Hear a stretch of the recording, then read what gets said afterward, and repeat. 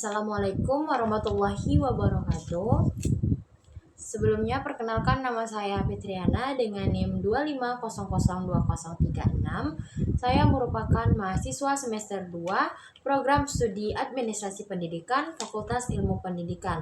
Nah, video kali ini merupakan tugas tengah semester Pendidikan Pancasila, yang mana dengan berupa tugas yaitu diminta untuk menjelaskan sebuah materi seperti presentasi yang dilaksanakan di kelas dengan judul yang telah ditentukan, yaitu judul yang akan saya jelaskan mengenai konsep dan urgensi Pancasila, Pancasila sebagai dasar negara dan ideologi, nilai-nilai Pancasila, hubungan Pancasila dengan Undang-Undang Dasar 1945, serta implementasi dalam kehidupan sehari-hari. Nah, untuk itu langsung saja kita ke dalam video pembelajaran. Dan jangan lupa untuk like, comment, subscribe channel ini sebagai tugas tengah semester dalam pendidikan Pancasila. I got so much fucking design on right now. Bring it down, bring it down, bring it down. I got 3 whole thoughts on the block. Bitches on the line, anymore. Assalamualaikum warahmatullahi wabarakatuh. Selamat pagi teman-teman semuanya, dan yang saya hormati tentunya Ibu dosen pengampu dari mata kuliah Pendidikan Pancasila.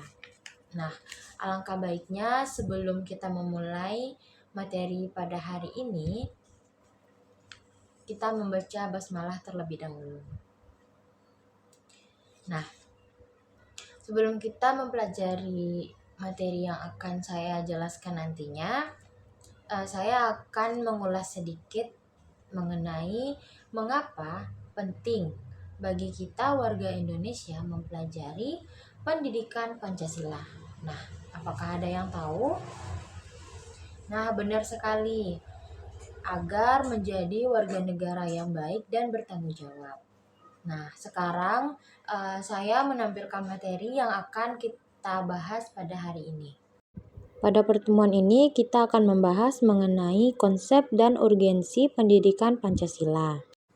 Konsep dan urgensi pendidikan Pancasila ini adalah mata pelajaran wajib yang mengajarkan nilai-nilai dasar negara Indonesia kepada generasi muda.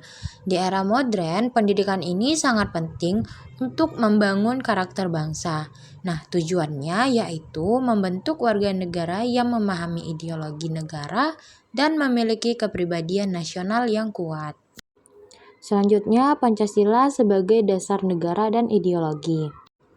Sejarahnya, Pancasila ditetapkan pada 18 Agustus 1945 sebagai dasar negara Indonesia. Sebagai ideologi terbuka, Pancasila mampu menyesuaikan dengan perkembangan zaman. Fungsi dari Pancasila ini sebagai dasar negara, pandangan hidup bangsa, dan kepribadian nasional yang mempersatukan seluruh rakyat Indonesia. Ini merupakan nilai-nilai yang terkandung dalam Pancasila. Yang pertama itu sila 1, ketuhanan yang Maha Esa. Di sini nilainya yaitu nilai religius. Sila pertama mengajarkan kita untuk percaya kepada Tuhan dan menghormati semua agama. Kita harus toleran terhadap kepercayaan yang berbeda. Contoh yang dapat kita terapkan yaitu menghormati teman yang sedang beribadah atau tidak mengganggu saat orang lain berdoa, dan saling menghargai hari raya yang berbeda. Selanjutnya, sila kedua, kemanusiaan yang adil dan beradab. Sila kedua ini mengajarkan nilai-nilai kemanusiaan yang luhur. Setiap manusia memiliki hak asasi yang sama dan harus diperlakukan dengan adil dan martabat.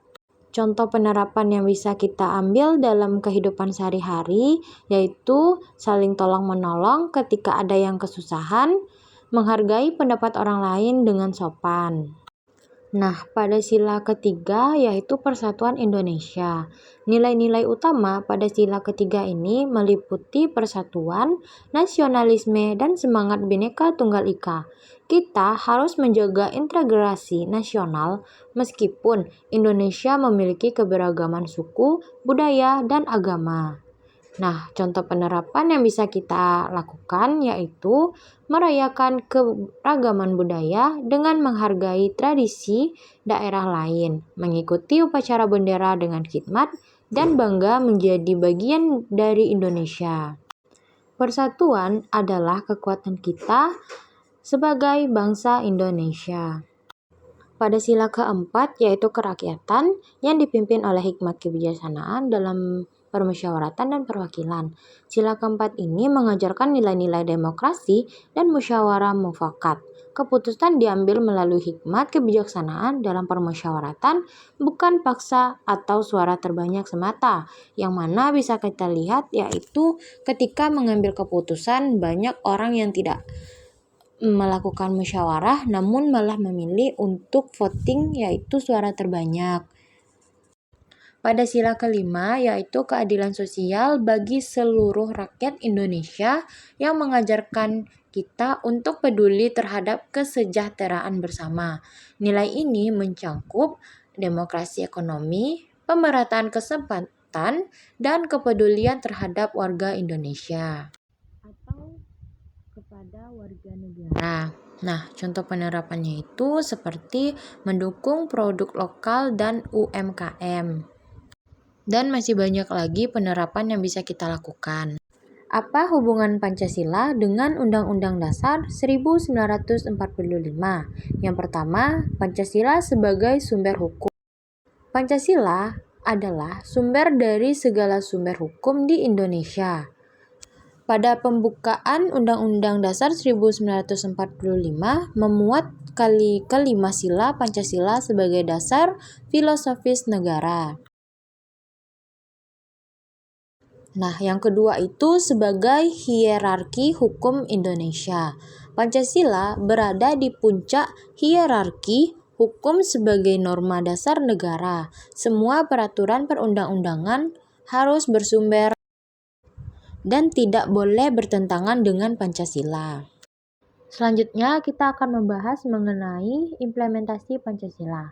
Pada sila 1 terdapat implementasi seperti menghormati kebebasan beragama.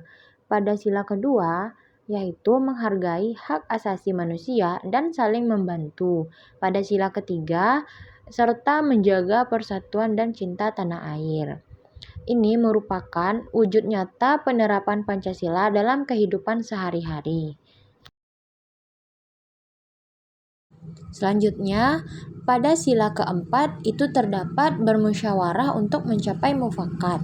Serta sila kelima itu terdapat mempromosikan keadilan sosial dengan peduli terhadap bersama. Itu melengkapi implementasi nilai-nilai Pancasila di keluarga, sekolah, dan masyarakat.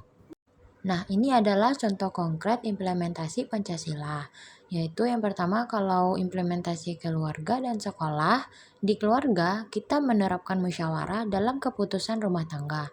Nah, jika di sekolah, kita menghormati perbedaan teman sekelas dan saling membantu. Jika di masyarakat, implementasi di masyarakat kita berpartisipasi dalam gotong royong dan kerja bakti bersama tetangga untuk kepentingan bersama. Tidak terasa sudah di akhir penghujung materi. Nah, itu saja pemaparan serta penjelasan materi yang telah sama-sama kita dengarkan dan kita simak. Semoga apa yang sudah disampaikan dapat memberikan manfaat bagi kita semua. Saya pamit undur diri. Assalamualaikum warahmatullahi wabarakatuh.